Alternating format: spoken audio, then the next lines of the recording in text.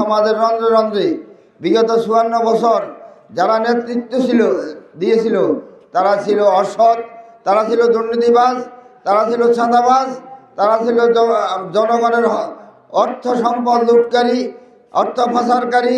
ঠিক কিনা বলেন? এই জন্য বাগানে তেঁতুল গাছ লাগাইয়ে কি আম খাওয়া যায়? যায় না।